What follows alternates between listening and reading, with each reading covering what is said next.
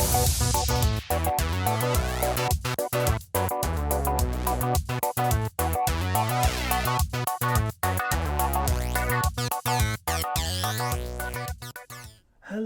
welcome to Alyssa Jean's Reviews. My name's Alyssa, and this is my review for Ms. Marvel, the latest Marvel Disney Plus show. Spoiler warning does apply if you have not seen through the end of this first season, or perhaps only season of Ms. Marvel, then you will not want to watch this video or things will be spoiled for you. So,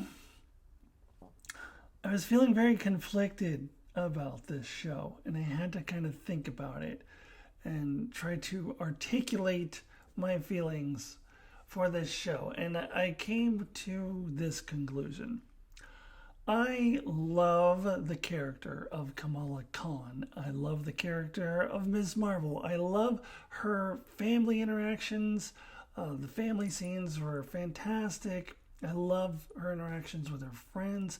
This is a great character, a great superhero, and in fact, I think she's already one of my favorite superheroes in the MCU. I love her. However, I really wish they had written a good story for her. The writing is terrible in this season. It's kind of all over the place, and I'll sort of break it down when I get into more details of this review. I'll break it down by the three parts of the season, because I really feel like there's episodes 1 and 2 is part 1, episodes 2 and 3, or I'm sorry, 3 and 4 are part 2, and then 5 and 6 are part 3, like more so than other shows. Like there's really a distinction between the three of them, and I feel that third part, the third act, if you will, episodes 5 and 6, is really where things just kind of come unraveled, and it's just all over the place. It sort of reminds me a little bit of Book of Boba Fett, although it's not quite to that extreme, and I'll get into more details on that. Also, although I love the character of Kamala Khan, not sure what's going on with the villain situation here. I think this is tied now for the worst villain situation of any Disney Plus Marvel show, with Falcon and Winter Soldier, which also had a pretty disastrous kind of villain situation, and I put that down there with that show in that regard. I don't know what the hell is going on there, and I'll get into more detail on that. So, I don't know. Love the character, love the actress too, but the story kind of sucked. So it's just kind of all over. There's bad writing. It was just all over the place. So that's how I feel about it. I'm looking forward to seeing this character in the Marvels. Actually, it makes me more excited for the Marvels, because I also liked the character of Monica Rambeau, who in the comics went by Captain Marvel for a spell and then went by Photon. I don't know what she's going to be called in the MCU, but she's in it too, and I liked her a lot in WandaVision as well. So, Captain Marvel, I'm like, I don't love her or hate her. I'm ambivalent on her, but I'm looking forward to the Marvels primarily because of these two characters, Miss Marvel and Monica Rambeau. Now, I'll talk a little bit about that post-credit scene at the end. I don't have a whole lot of idea what the hell's happening. And I also want to talk about the M word that gets mentioned. But first, let me kind of go through my thoughts of the episodes. I'm going to go through the first two, and then the next two, and then the last two, and kind of tell you why I think it fell apart at the end. So, the first two episodes did a really great job of establishing the characters. Not maybe so much the villains, but our main characters, Kamala Khan, her family, her friends, and the relationship between all of them, the dynamics between all of them. I thought they were pretty strong in that regard. I also really loved hearing that the representation of a Pakistani American family, apparently, from what I have gleaned from hearing from Pakistani and Indian Americans who have listened to on podcasts and YouTube videos and such, that apparently it was really good representation. I watched this video of these two young Pakistani American girls. I think they were like college age-ish, and they could relate to a lot of the stuff that they were seeing in that show, as far as being a teenage girl in a Pakistani American family. And in fact, they were really surprised because they are used to really bad representation. And obviously, I can't speak to that. That's not my experience, but I really do appreciate hearing that. I love that Marvel has taken the time to do this well. If you're going to have representation, not just have people of color on the screen, but actually do it accurately. So I appreciated that. Now, as far as all of the silly stuff, the artsy, cutesy, putesy stuff, I don't know. I'm not impressed by bells and whistles like that. It's fine, but I heard from a lot of other people after those first 2 episodes that they were just really impressed and really blown away by that. In fact, a lot of people have said when they moved away from that they really missed that. Tell me a good story. I don't need all the bells and whistles and fancy stuff. I don't know. I guess it's more of a stylistic thing, and I'm more of a story person. Like, I want the story to be good, and the style, I don't want it to suck. But I'm just not impressed by like all the cutesy little things, the artsy things and all that. I know I could care less about it. I couldn't care less about it. It really doesn't matter to me. And I'm not saying it's bad or I hate it. I'm just not impressed as the rest of the world seems to be by that. So I can take it or leave it. Then we move into episodes 3 and 4, the second act, if you will. And we have a very sharp tonal shift, which was okay because the tone of the first 2 episodes was not my favorite. Aside from all the cutesy stuff, it was reading like kind of a teen show, like maybe something else you would see on Disney Plus, like This Is So Raven, or I don't know. I don't even know what those shows are anymore, or I've never really watched those shows because those didn't even really exist until I was older. But like those Hannah Montana type of shows or whatever. I think iCarly is one I've seen a commercial for. I don't know. Those types of things. That's what it played like to me, which is fine, but I preferred episodes 3 and 4, which was more Marvel. It was more like a Marvel project, an MCU project in episodes 3 and 4. And this is where we start getting into what the show, I thought at least, was really about. We get into the clandestines, or the Jinn, and we get a little bit into Kamala's family history, and how I think this is where it's revealed that she is related to a Jinn, and it's explained a little bit to us white American people who are maybe less familiar with what a Jinn is. Jinn is it got butchered by American culture and turned into genies, and ends up getting played by Robin Williams in a cartoon, and that's not at all what the Jinn were. So I found all of that extremely fascinating, and I actually really liked when she went to Pakistan. I did hear other reviewers who were disappointed that we were leaving New Jersey. I liked that she was going back to her roots. I liked all of that, and I found these, villains interesting at the time, because it seemed like all they really wanted to do was get home, and just not really caring about the consequences of that. Like, they're not like trying to conquer the world or destroy everybody. It's just like they just don't care. And that's a little bit more interesting to me than like the Dr. Evil type who's intentionally trying to destroy the planet. So I was really into all that. I was into in episode 4 when we meet the what are those dudes called? The Red Veil guys, like with the knives. All of that was good. So to me, I felt like the show started getting good in episodes 3 and 4. Not that 1 and 2 were bad. It just was the tone of the Hannah Montana, This Is So Raven or whatever, iCarly type of stuff is not my forte, where episodes 3 and 4 was far more interesting to me. And I am not observant enough to have noticed this, but I watched a lot of geeky YouTube videos that did point out at the beginning of episode 3 in the flashback with her great-great-grandmother, or her great-grandmother, rather, that on the floor was the 10 rings. And I do feel like the 10 rings and the bangle are all tied into Kree technology. We just saw the bangle was on a blue hand. So I think this is going to tie in with the Marvels, with the Kree. I think we're going to find out that this does all relate to the Kree in the Marvels movie, which should tie into the Secret Invasion show too. So I like to see that there's some hope of something tying into something, because Phase 4 is kind of all over the place. So I liked that aspect of it too. So as I said, it feels the most Marvel, these 2 episodes.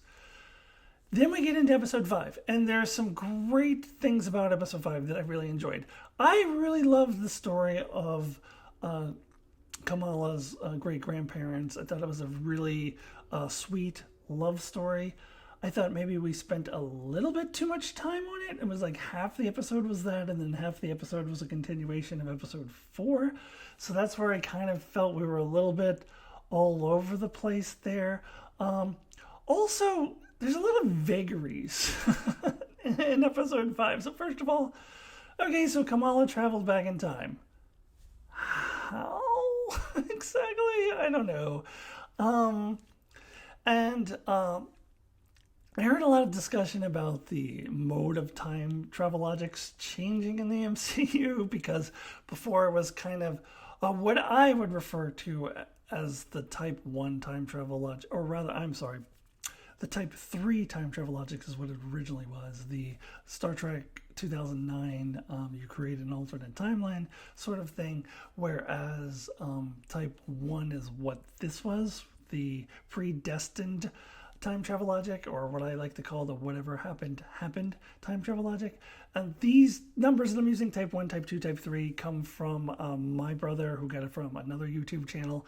But everyone has their own labels. I watch New Rock Stars, and they have like 8 different types, and the numbers are completely different. So when they talk about their type of time travel logic, the numbers are totally different. But it's the predetermined time travel logic, whatever happened, versus the alternate timeline time travel logic. And I wasn't bothered by that as much as I didn't understand how she traveled back in time. And maybe that'll get explained down the road. There's a lot of things that just were unexplained. And I didn't quite understand what happened at the end. And I tried to watch different YouTube videos, and nobody really understood like exactly. People had their different theories, but I think we needed more clarity on that. Where the what's her face, the clandestine leader, the villain person, she I guess decided at the very last second to sacrifice herself for her son and do something for her son, and then her son she sends out this energy who goes into her son, who suddenly has powers. I don't understand any of that. That's just all a jumbled mess to me. Like, I think we needed more clarity on that. And the biggest thing to me about episode 5 was I thought that the clandestines were the main villains of the show, and I was invested in them. I was interested in them. I thought it was a fascinating concept, and I was on board. And then at the end of episode 5, they're dead. And I'm like, wait, what? So who's the villain in the final episode? Like, I don't know. That's what I'm talking about with the bad writing. Like, what's happening? It's just all over the place. And the way that I liken it to the Book of Boba Fett, it's not quite as bad, because you don't have like our main character entirely absent from 2 episodes and focusing on another character from the MCU would be the best analogy. They don't do that, but it is kind of, we're in New Jersey, and now we're in Pakistan, and now we have a different villain at the end, and I don't know. It was all over the place. Now, the finale in episode 6, again, character moments are the strength of the show. I love seeing Kamala come on her own. I mean, this is a coming of age story, and this was a good coming of age story, and I love the exchange between her and the dude whose name I'm spacing on, who suddenly got powers out of nowhere. Very emotional. He was close to turning into a villain there, and I think I love the bond that the two of them had.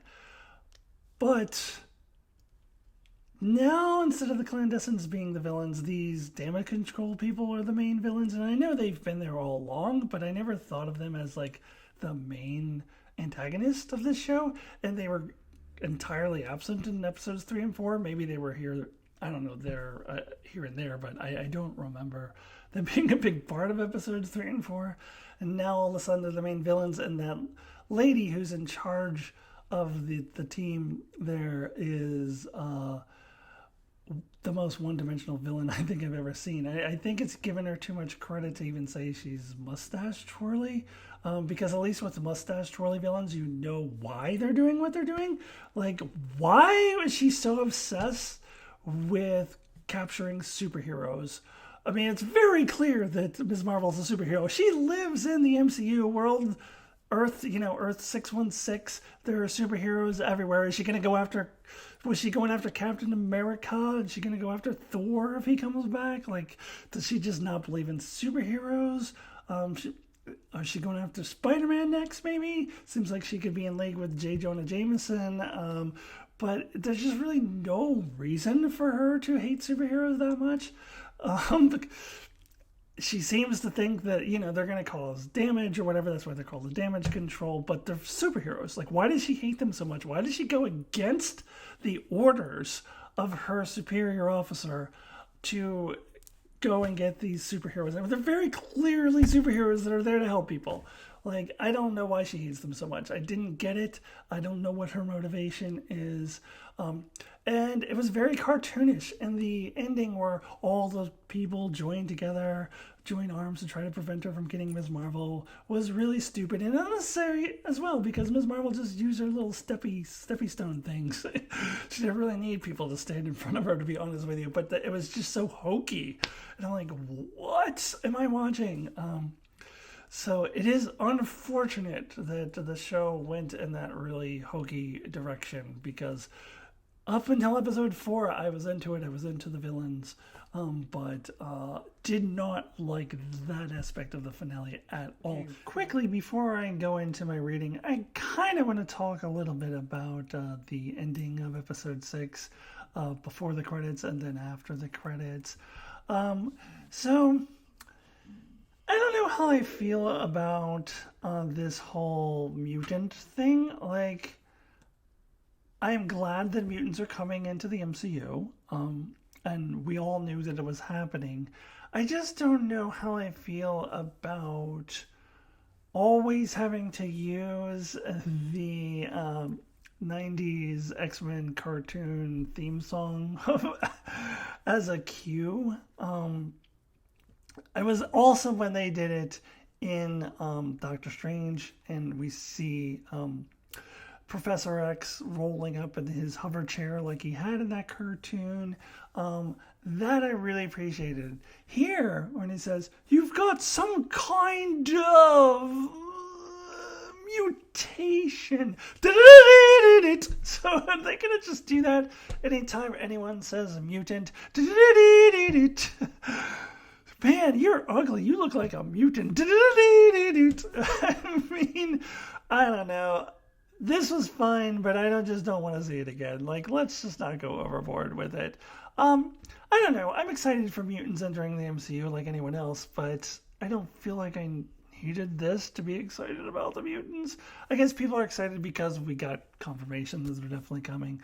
Kamala Khan, apparently, in the comic books, is not a mutant. She is an Inhuman. So they're changing it for the MCU. And I'm really curious what they're going to do with mutants. Are they going to say that they've always been there and we didn't know about them? I wonder how they're going to play it. So I'm excited to see mutants in the MCU. I just hope that they no longer feel the need to use that audio cue every time someone says the word mutant from now on. Now, as for the post-credits scene where all of a sudden Ms. Marvel gets sucked into something and then Captain Marvel replaces her.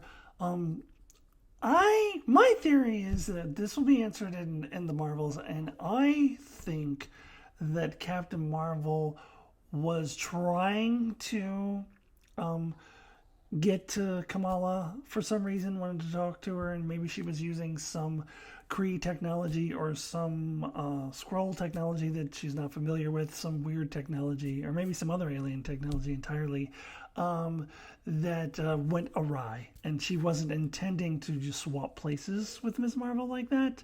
And that's why she's confused, and she's like, oh crap. But I do think that we will see that she was trying to do something. Just didn't go the way she planned. That's what I think. I don't know specifically what she was trying to do, but I think it originated from Captain Marvel. But we shall see in the Marvels. All right. That's all I got to say about that stuff. Now we can move on to my rating out of 10. Okay, so now's the time of the video where I do give my rating out of 10, with 1 being the lowest possible score and 10 being the highest possible score. This was a tricky one, because honestly, if I were to rate the character, Kamala Khan, excellent Pakistani American representation, a really good character, really relatable character, someone that I could really feel and really relate with, and I really love the actress in this. If I were to just rate the character, I would give her a 10. But if I were to rate the story, I would give it probably around a 4. So what I figured is meet in the middle, halfway between a 4 and a 10, is a 7. Also, I gave Hawkeye a 7 too, and I think this is at least as good as Hawkeye. Hawkeye was another thing where I just thought it was a lot of fun. I really liked the characters, but it had its issues, and this is kind of a similar thing to me. So if I give Hawkeye a 7, I have to give this at least a 7 as well. And I would probably say I maybe like this slightly more than Hawkeye, and that could just be because I just saw it and it's fresh in my head. But they're in that same era of mediocrity there. If they had given this character a better story, then I would have given it a higher rating. So that's it. That's my final rating, a 7. And that does it for my review for Ms. Marvel Season 1. Thank you so much for joining me. Please check out my review on Thor: Love and Thunder and all the other MCU stuff from Phase 4. I also cover Star Trek weekly. I do some Star Wars stuff. I did Obi-Wan. And I do monthly transition-related videos. In fact, I have one coming out on the same day that this one is being uploaded. So please subscribe, hit the like button, hit the bell for the notification after you subscribe, do all of that wonderful stuff, and I will see you really soon. Goodbye.